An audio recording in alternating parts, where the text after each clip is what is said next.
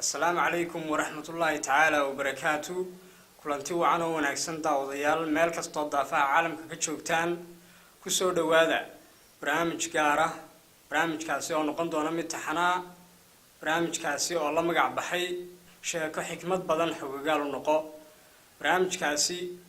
oo aynu markaas ay ku soo qaadan doono isla markaasna ay ku qaada dhigi doono sheekooyin markaasi sheekooyin dhici kara ama base sheekooyin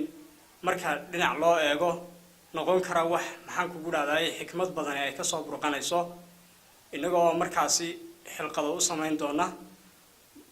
maantana waxaynu wada daawan doonaa sheekada ugu horeysa ee barnaamijka sheeko xikmad badan xogagal u noqo sheekadu waxay ku bilaabmaysaa laba nin oo saaxiiba ayaa waxay ahaayeen laba nin oo saaxiiba isla markaasina ahaa laba nin oo nolosha in badan soo wada qaatay isla markaasina isku meel ku nool waxaanay ku noolaayeen meel baadiya reerooduna waxa ay markaasi ahaayeen kuwa isu dhow labadaas nin waxay ahaayeen laba nin oo isku dhow isla markaasina jaara ama se ologa markaasi maalin maalmaha kamid ah ayaa labada nin maadaama ay deganayeen miyi isla markaasina ay ahaayeen xoolo dhaqato ayaa waxa ay markaasi dhaqan jireen saddexda meersi ee Soomaalidu ay caanka ku tahay ariga geela iyo lo'da dawladna labadii nin ayaa waxa ka lumay geel ba ka lumay kadib dawladna waxa ay bilaabeen inay geelaasi ay doonaan isla markaasna ay falowgeed qabtaan sidii u soo heli lahaayeen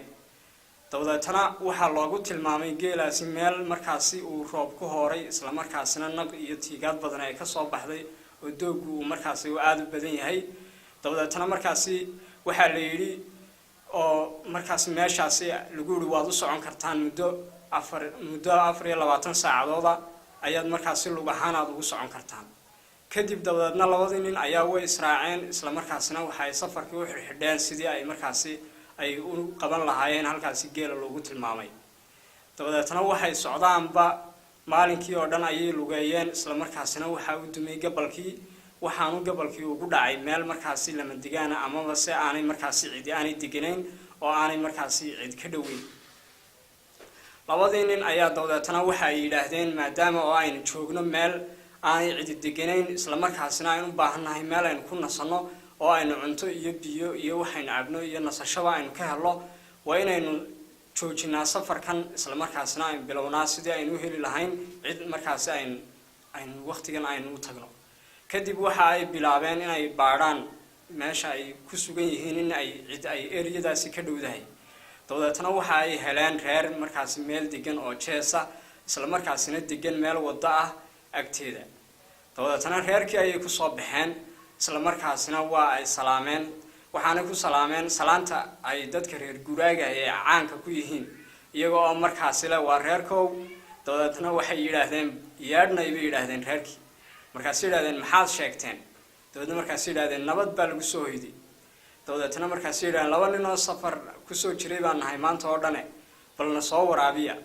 dawladna markaasi waa la waraabiyay isla markaasina waxa lagu yiri xageebad ka timaadeen waxay u sheegeen in markaasi geel uu ka lumay oo ay markaasi geelaasi ay baadi doonayaan kadib dawladna markaasi waxay reerkii ku raadeen imika waa habeen isla markaasina raad idin bixi maayo markaasi waxa loo baahan yahay in aad iska fadhiisataan isla markaasina aad markaasi aroorta safarkiina aad sii wadataan dawladna reerkii ayaa markaasi waxay bilaabeen sida ay dadka reer baadiyaha ama reer miyiga ay caanka ku yihiin inay sooriyayaan nimankaasi isla markaasina ay soo dhaweeyaan dawladna waxa ay markaasi ay geeyeen meel ardaaya oo isla markaasina si wanaagsan loo waabay oo loo sensaabay dawladna markaasi way fadhiisteen nimankii isla markaasina waxa loo keenay waxay cunaan waxay cabaan iyo waliba maxaan kugu raahday markaasi gogol dawladna markaasi nimankii iyaga oo happy iska ayaa markaasi waxa ay bilaabeen inay dadkii iska wada caweeyaan